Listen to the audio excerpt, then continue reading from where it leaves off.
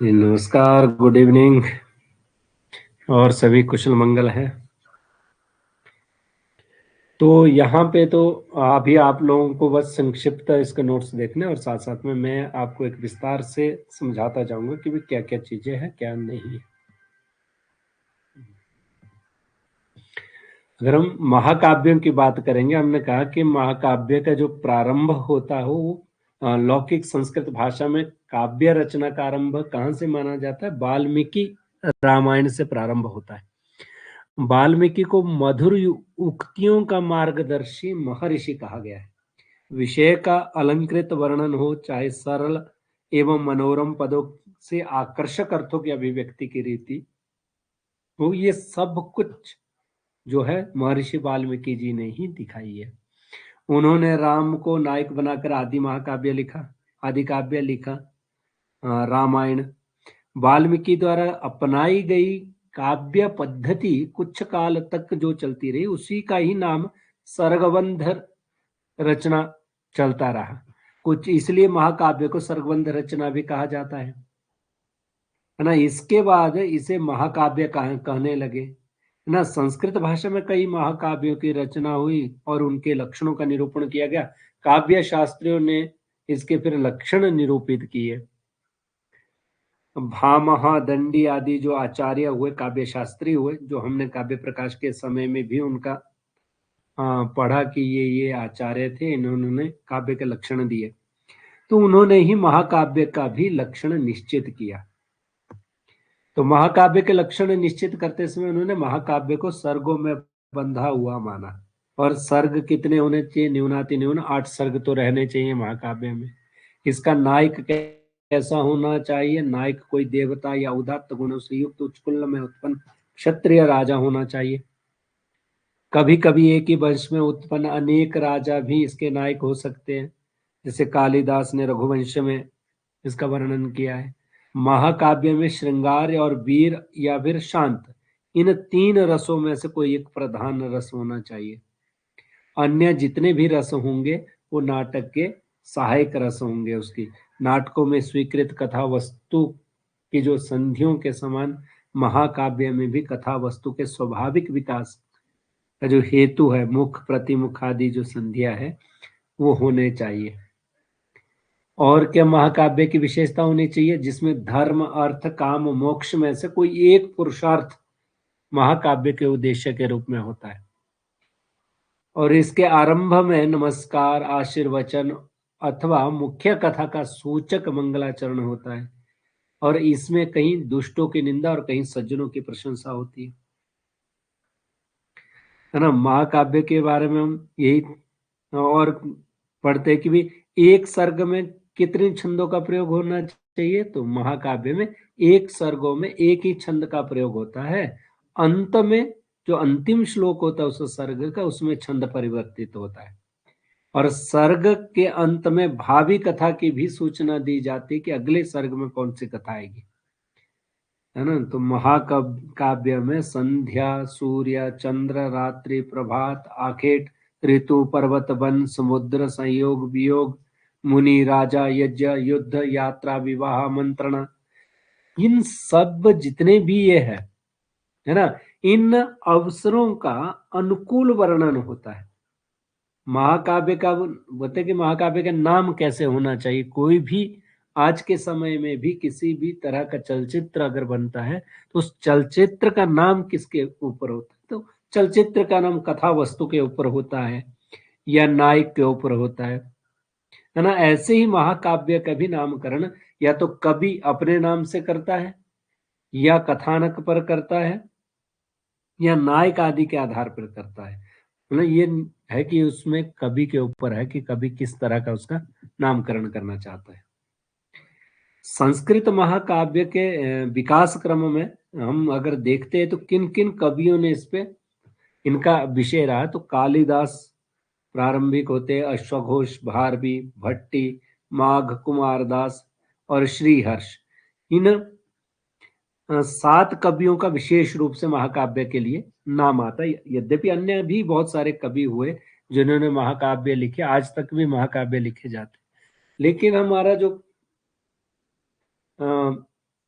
समय देखते हैं हम तो महाकाव्य की रचनाओं में किन लोगों का योगदान रहा और प्रसिद्धियां रही है, तो इनमें 7 लोगों के ही अधिकतर नाम पूछे जाते हैं और 7 लोगों के ही महाकाव्य के प्रचलन है। तो ये चीजें अब हम देखेंगे न, 7 महाकवि जो हुए, इन 7 महाकवियों के कौन कौन से, किसने कौन सा महाकाव्य लिखा है ना। तो सबसे पहले हमने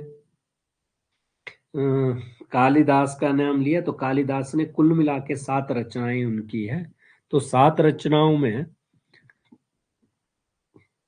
उनके 2 महाकाव्य है, एक कुमार संभव तथा दूसरा रघुवंश, और 2 खंड काव्य है, एक ऋतु संहार और मेघदूत, और 3 इनके नाटक है, विक्रमोर्वशीय, मालविकाग्निमित्र और अभिज्ञान शाकुंतलम ना। तो कालिदास को महाकवि कालिदास की उपाधि है ना, कवि कुल गुरु की उपाधि, ये सारी उनको श्रेष्ठ कवियों में रखती है ये उपाधियां। कह रहे कि अगर हम समय की बात करें कि कालिदास का समय कब का है, तो कह रहे कि कालिदास का समय निश्चित नहीं कर पाते, हमें कहीं से उपलब्ध नहीं होता है ना। कोई उनको कुछ कहता, कोई कुछ कहता, तो इसलिए हम इनको अधिक प्रमाणित नहीं कर पाते हैं कि कब का समय। फिर भी इनको ये कह रहे हैं कि कुछ लोग इनको गुप्त वंश के समय का मानते हैं। अब गुप्त वंश का समय बहुत रहा है, तो गुप्त वंश में भी किस चंद्रगुप्त द्वितीय के समकालिक मानते हैं।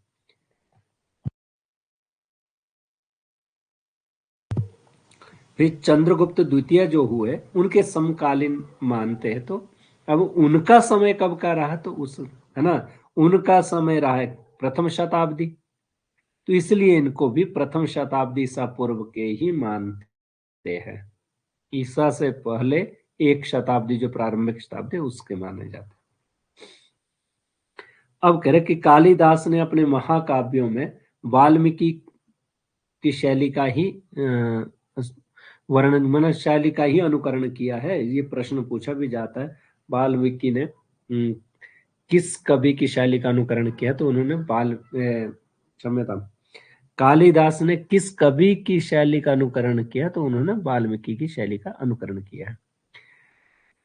अब उनका जो महाकाव्य है रघुवंश, तो इस महाकाव्य में द्वितीय सर्ग में दिलीप की गौ सेवा का वर्णन है, चतुर्थ सर्ग में रघु की दिग्विजय की यात्रा है, षष्ठ सर्ग में इंदुमती का स्वयंवर है, और इसी प्रकार त्रयोदश सर्ग में 13वें सर्ग में इनका राम का अयोध्या लौटना वर्णित है।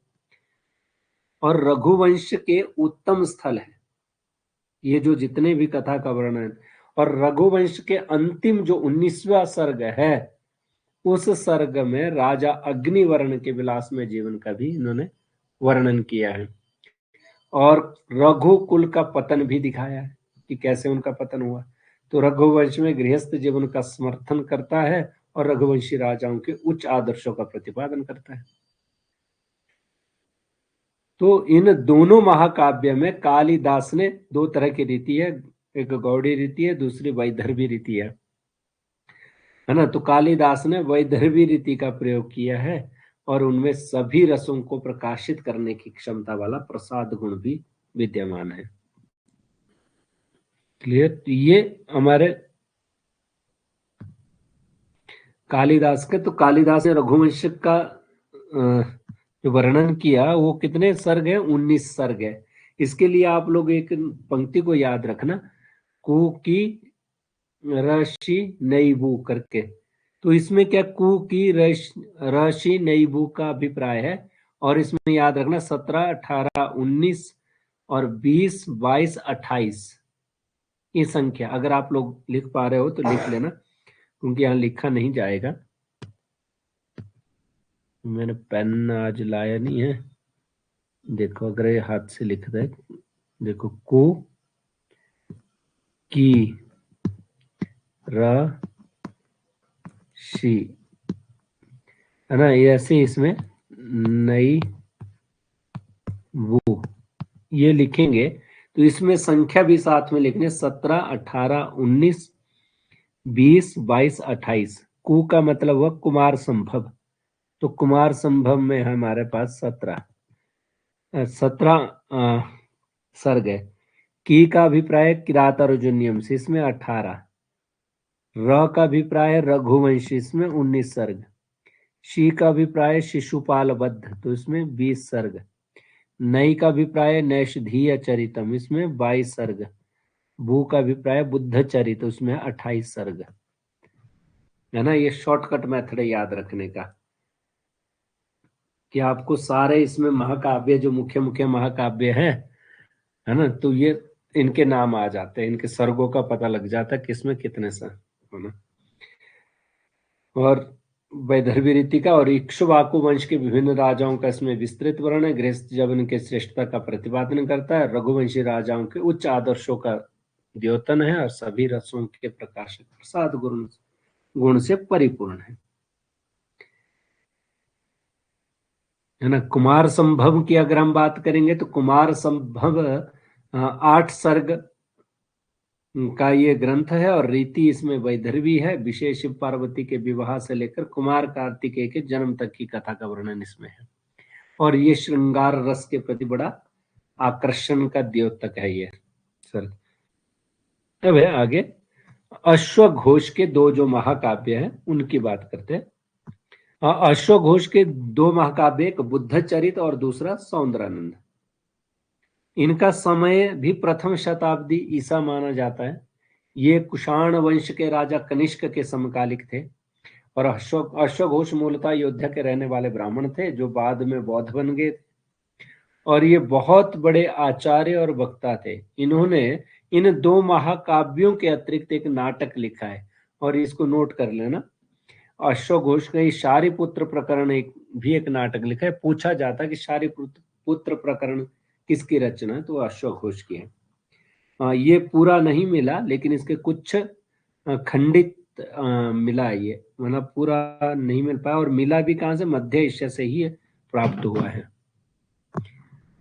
तो इसमें पहला जो महाकाव्य इनका बुद्ध चरित है, ये भगवान बुद्ध के जीवन और उनके उपदेशों का वर्णन करता है। इसमें मूलतः 28 सर्ग थे किंतु आज इसके 14 सर्ग ही उपलब्ध होते हैं। वैसे पूरे महाकाव्य की बात करें तो ये तिब्बती और चीनी भाषा में भी अनुवाद हो चुका है। एक बात याद रखना, जितना भी बौद्ध साहित्य है ये तिब्बती भाषा में भी ट्रांसलेटेड है और इसमें चीनी भाषा में भी, क्योंकि बौद्ध तिब्बत से बहुत अच्छा प्रचार हुआ है। तो ये इनके मतलब प्रायः सभी तिब्बती ग्रंथों का अनुवाद हो चुका है और यही महाकाव्य के तिब्बती और चीनी भाषा के अनुवाद भी हो चुके थे और जो उपलब्ध है वो बुद्ध चरित्र पर रामायण का बहुत अधिक प्रभाव देखने को मिलता है। इसके कई दृश्य रामायण से समता रखते हैं। घटनाओं का चयन तथा आयोजन करने में अश्वघोष अधिक प्रभाव डालते हैं। बौद्ध होते हुए भी वे प्राचीन वैदिक परंपराओं के प्रति अपना गहन निष्ठा रखते हैं। बुद्ध चरित के पूर्वार्ध में बुद्ध के निर्वाण तक का वर्णन है और शेष भाग में उनके उपदेशों तथा उत्तरकालिक जीवन का चित्रण है। अगर हम सौंदरानंद की बात करेंगे तो सौंदरानंद इनका द्वितीय महाकाव्य है ना। तो सौंदरानंद में भी इसी तरह का है। नंद और सुंदरी के अनुराग का यहाँ श्रृंगार पूर्ण वर्णन है। अश्वघोष ने इसे 18 सर्गों में लिखा है। इसमें बुद्ध के सौतेले भाई नंद की धर्म दीक्षा का वर्णन है और इस महाकाव्य के आरंभिक भाग में कवि ने नंद और उसकी पत्नी सुंदरी के परस्पर अनुराग को श्रृंगार रस के माध्यम से प्रस्तुत किया है और नंद के बुद्ध विहार में चले जाने पर दोनों की विरह व्यथा का पृथक पृथक वर्णन किया है। नंद के मानसिक संघर्ष का चित्रण करने में कवि ने पूर्ण सफलता पाई है। बौद्ध धर्म के उपदेशों का अत्यंत रोचक उपमाओं के द्वारा इसमें प्रतिपादन किया गया। जो नंद काम में आसक्त था वही धर्मोपदेशक बन जाता है। अश्वघोष ने दोनों महाकाव्य में वैदर्भी रीति का प्रयोग किया है। उनमें अलंकारों का प्रयोग स्वाभाविक रूप से है अश्वघोष ने बौद्ध धर्म के उपदेशों को काव्य का रूप देकर प्रस्तुत किया है, जिससे लोग संन्यास धर्म के प्रति प्रवृत्त हो, भोग के प्रति अनासक्त हो और संसार की असारता दिखाने में कवि को पूरी सफलता मिली है।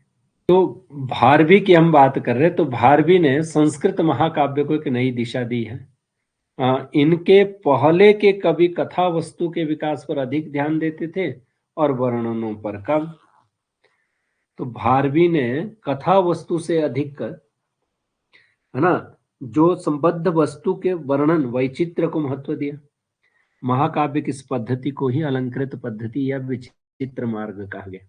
भारवी का काल 500 ईसा से लेकर 600 ईसा के बीच माना गया और एक अभिलेख मिला, ऐहोल अभिलेख मिला, तो उसमें 634 ईसा में भारवी का नाम कालिदास के साथ लिया गया है। ये इसलिए भी फिर एक द्वंद्व पैदा करता है कि क्या भारवी प्रथम शताब्दी में हुए या फिर कालिदास, है ना, 500 ईसा से लेकर 600 ईसा के बीच में हुए, है ना। तो ये थोड़ा ध्यान, इसलिए हम पहले ही कहते हैं कि कालिदास का समय निश्चित नहीं है, उस समय तक के वो प्रसिद्ध कवि हो गए थे, ऐसा माना जाता है। अगर किरातार्जुनीयम की बात करें तो किरातार्जुनीयम भी एक महाभारत का ही अंश मान के चलो, जिसमें ये भारवी की एकमात्र रचना है। 18 सर्ग है। इंद्रकिल पर्वत पर दिव्यास्त्र प्राप्त करने वाले अर्जुन और किरात वेशधारी भगवान शंकर का युद्ध इस महाकाव्य में वर्णित है। भगवान शंकर ने प्रसन्न होकर अर्जुन को दिव्यास्त्र प्रदान किए। इसका कथानक बहुत छोटा है, किंतु भारवी की वर्णन पद्धति से इस महाकाव्य को विस्तार मिला है। चतुर्थ से एकादश सर्ग तक कवि ने इसमें ऋतु, पर्वत, अप्सराओं की क्रीड़ा, सूर्योदय, सूर्यास्त आदि का विस्तृत वर्णन किया है, जिसमें अलंकरण और कल्पना का आधिक्य दिखाई देता है ना, तथा स्वाभाविकता का अभाव। और भारवी का जो विषय है, उनकी जो प्रसिद्धि मिली वो मिली अर्थ गौरव के लिए, है ना। उपमा कालिदासस्य भारवेर अर्थ गौरवम, है ना, दंडिनः तु पद लालित्यम, ऐसे कहा जाता है।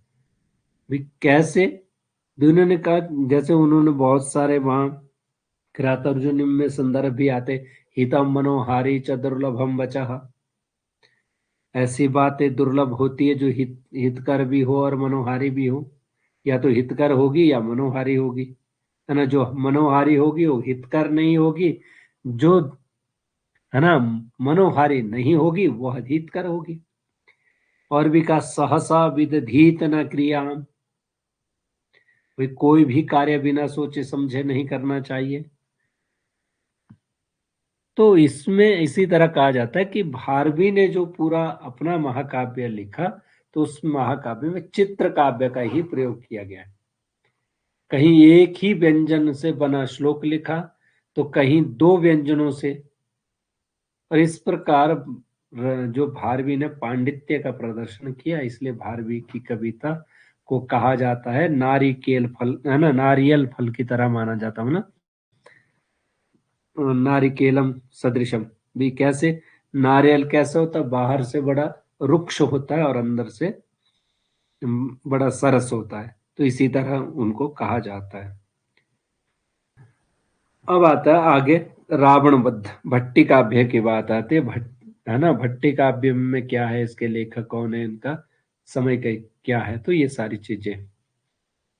यद्यपि यहाँ तो 2-4 पंक्तियां लिखे, मैं थोड़ा सा इसका विवरण आपको दे दूं। इसमें कहा कि समय 6ठी शताब्दी का उत्तरार्ध है एवं 7वीं शताब्दी का आरंभ है। विषय रामायण की कथा का सरल एवं संक्षिप्त रूप से वर्णन है। इसको थोड़ा सा हम समझते हैं। भट्टी को मतलब व्याकरण का ज्ञाता माना जाता है, कि उन्होंने जो कथा लिखी है तो उसमें भी व्याकरण का ही प्रयोग किया है। करेक्ट, व्याकरण के नियमों का प्रयोग करके ही भट्टी ने संस्कृत शास्त्र काव्य परंपरा का आरंभ किया। वे काव्य के द्वारा सरलता से व्याकरण सिखाते हैं। उन्होंने अपना यह काव्य वल्लभी नगरी, आजकल गुजरात में है, श्रीधर सेन नामक राजा के संरक्षण में लिखा है। श्रीधर सेन नामक राजा का समय की अगर बात करेंगे तो ये आता 500 ईसा से लेकर 650 ईसा के बीच का, इसलिए भट्टी का जो समय है वो भी 650 ईसा तक का ही माना जाएगा। हाँ, मतलब सामान्यतः अगर हम बात करेंगे तो विद्वानों का मत यही है कि इनका समय 6ठी शताब्दी के उत्तरार्ध एवं 7वीं शताब्दी के आरंभ में माना जाता है। तो रावण वध इनका नाम, काव्य का नाम है, लेकिन इसी को ही भट्टी काव्य भी कहा जाता है। प्रसिद्धि इसको भट्टी काव्य के नाम से ही मिली है। इनका रावण वध या भट्टी काव्य जो ग्रंथ है वो 22 सर्गों में लिखा गया है ना। इसमें रामायण की कथा सरल एवं संक्षिप्त रूप से वर्णित है। जो हमने सुबह की कक्षा में भी कहा था कि रामायण की बात की तो रावण वध या भट्टी काव्य में ये भी एक रामायण में ही आता है। मनोरंजन के साथ साथ संस्कृत व्याकरण का पूर्ण ज्ञान देना इस महाकाव्य का मतलब मुख्य उद्देश्य है। भट्टी ने कहा कि व्याकरण की आंख रखने वालों के लिए यह काव्य दीपक के समान है। अगर व्याकरण के अतिरिक्त अलंकार शास्त्र के ज्ञान का भी उन्होंने प्रदर्शन किया है इस महाकाव्य में। तो इनका विषय रहा है। तो ऐसे ही अगला जो हमारे कवि हो वो है कुमारदास। कुमारदास ने लिखा जानकी हरण, है ना। ये भी रामायण पे आधारित है।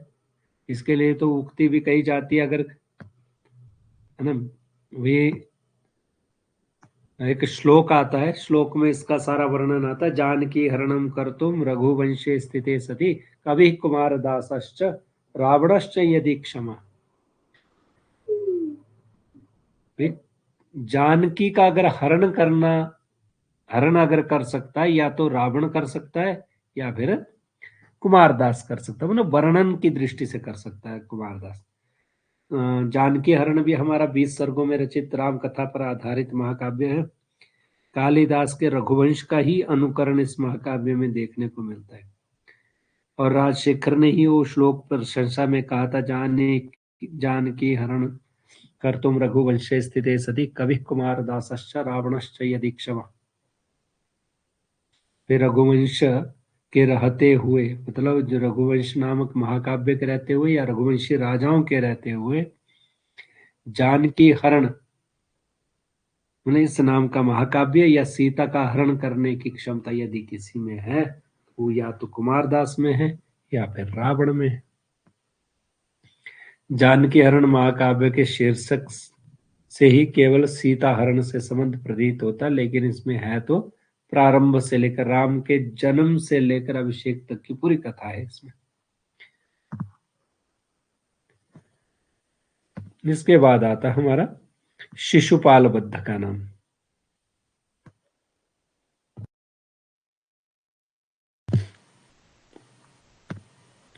शिशुपाल बद्ध, है ना, एक माघ का लिखा हुआ ग्रंथ है। और माघ का थोड़ा सा परिचय हम देखें तो माघ राजस्थान के भीनमाल या श्रीमाल नगर के निवासी थे।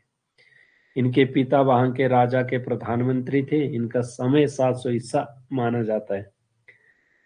माघ ने केवल मात्र शिशुपाल बद्ध एकमात्र इनकी रचना है। और माघ इस काव्य की रचना में भारवी भट्टी से बहुत प्रभावित है। भारवी से प्रतिस्पर्धा तो उनके महाकाव्यों में प्रारंभ से अंत तक दिखाई देती है। भारवी शिव का यशोगान करते हैं तो माघ विष्णु का। माघ अलंकृत काव्य रचना में भारवी से आगे बढ़ गए, इसलिए कहा जाता माघे संति त्रयो गुणा। माघ में कौन कौन से गुण है ना। उपमा कालिदासस्य भारवेरर्थ गौरवम। तो उपमा कालिदासस्य भारवेरर्थ गौरवम दंडिनः पदलालित्यम माघे संति त्रयो गुण। माघ में ये तीनों चीजें हैं। उपमा के लिए भी प्रसिद्धि है और पदलालित्य के लिए भी प्रसिद्धि है और अर्थ गौरव के लिए भी है प्रसिद्ध है। तो इसलिए कहा माघे संति त्रयो गुण, तीनों के तीनों गुण है। इनका जो महाकाव्य है शिशुपाल बद्ध, ये 20 सर्गों का उत्कृष्ट महाकाव्य है। इसमें कहानी आप लोगों को अधिकतर पता होगा। जो शिशुपाल थे वो भगवान श्री कृष्ण के, है ना, बुआ के बेटे थे, और वो हमेशा भगवान श्री कृष्ण को गालियां देते थे, अनुचित कहते थे। तो उसी का ही वर्णन यहाँ कथा वर्णित है। और छोटे से कथानक को महाकवि ने महाकाव्य के विस्तृत वर्णनों में बहुत बड़ा बना दिया। इसमें व्याकरण, राजनीति, वेद, दर्शन, संगीत आदि विविध शास्त्रों के अपने ज्ञान को माघ ने इसमें प्रदर्शित किया है। इस महाकाव्य को लिखने में माघ का एक ऐसा उद्देश्य प्रतीत होता है कि महाकाव्य के छोटे से छोटे लक्षण को समाविष्ट करके इसे आदर्श महाकाव्य के रूप में दिया जा सके। भाषा और छंद दोनों पर माघ का अद्भुत अधिकार है ना। भारवी के समान इन्होंने भी चित्र काव्य का प्रयोग किया है। इस महाकाव्य को पंडितों के समाज में बहुत प्रशंसा मिलती है। इसके लिए कहा भी जाता है, एक सुभाषित ये किस्म का, मेघे माघे गतम वयः, है ना, मेघे माघे गतम वयः।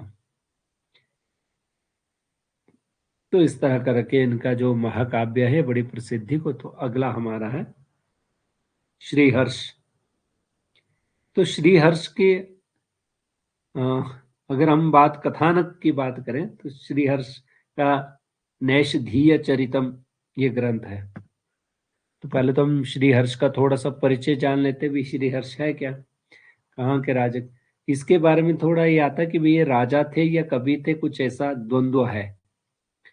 यद्यपि माघ के बाद अन्य अगर अनेक कवि हुए, किंतु श्रीहर्ष को ज्यादा ख्याति मिली, वह अन्य किसी को भी नहीं मिली। श्रीहर्ष विशिष्ट पंडित परंपरा से उत्पन्न हुए थे। इन्होंने नैषधीय चरित महाकाव्य के अतिरिक्त एक वेदांत का क्लिष्ट ग्रंथ बड़ा प्रसिद्ध है, खंडन खंड खाद्य, भी लिखा था। इनकी शैली पांडित्य से भरी हुई है। माघ के समान श्रीहर्ष भी पांडित्य प्रदर्शन करते हैं, किंतु पदों का लालित्य भी सर्वत्र बनाए रखते हैं। तो ऐसे ही श्रीहर्ष का समय 12वीं शताब्दी है, और ये कान्य कुब्ज नरेश जयचंद्र की सभा में रहते थे। श्रीहर्ष ने अपने ग्रंथ लिखे, जिनकी सूचना उन्होंने नैषधीय चरित के सर्गों के अंत में दी। अब नैषधीय चरित में है क्या कहानी। नैषधीय चरित में नैषधीय निषद देश के जो राजा नल के जीवन का वर्णन है। नल और दमयंती के परस्पर प्रेम विवाह का संक्षिप्त कथानक इसमें अपनी कल्पना शक्ति से उन्होंने बढ़ाया, और श्रीहर्ष ने इसे 22 सर्गों में फैलाया है, और उनके प्रेम में हंस देवता का बहुत महत्वपूर्ण योगदान है। नैषधीय चरित में श्रीहर्ष ने अपने प्रौढ़ पांडित्य का इतना अधिक प्रदर्शन किया है कि यह शास्त्र काव्य बन गया है। साधारण संस्कृतज्ञ इसके साथ खिलवाड़ नहीं कर सकते कि भाई ये नहीं करते। विद्वानों के गर्भ रूपी रोग को दूर करने के लिए यह औषध माना जाता है। इसलिए कहा भी गया है, नैषधम विद्वत औषधम।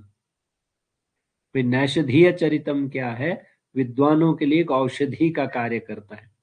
इस महाकाव्य को भारवी और माघ के काव्यों से भी उत्कृष्ट कहा गया है। इसके लिए भी एक श्लोक आता है, तावत भार्वेर भाति यावत माघस्य नो उदय उदिते नैषधे काव्ये क्व माघ क्वच भारवी। क्या तावत भार्वेर भाति यावन माघस्य उदय नो उदय उदिते नैषधे काव्ये क्व माघ क्वच भारवी।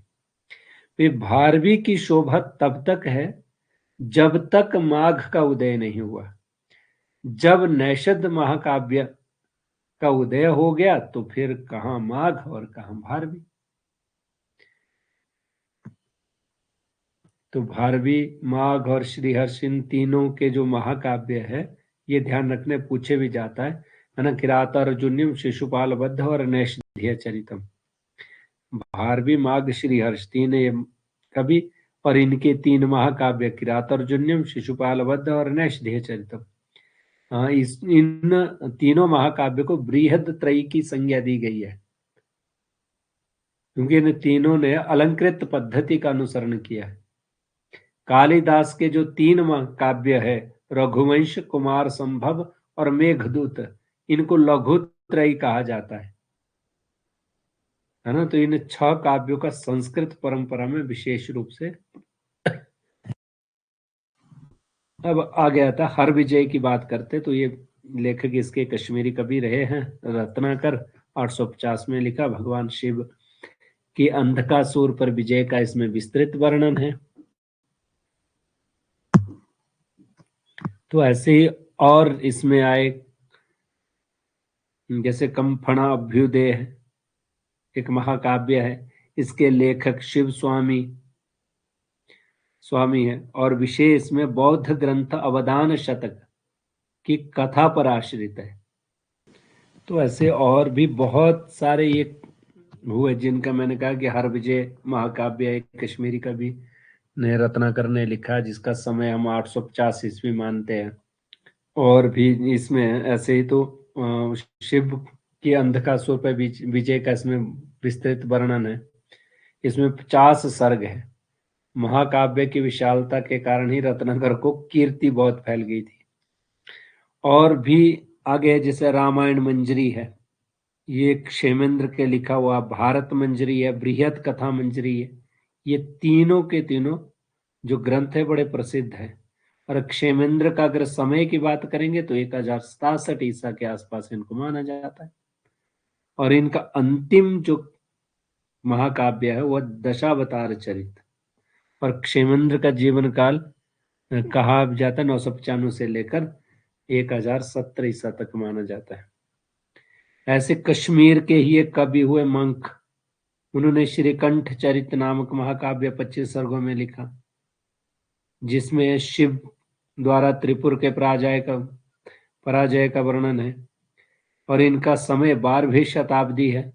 अन्य प्रदेशों के कवियों ने भी समय समय पर महाकाव्य की रचना की है। नीलकंठ दीक्षित ने 17वीं शताब्दी में शिवलीला वर्ण आर्णव महाकाव्य 12 सर्गों में लिखा।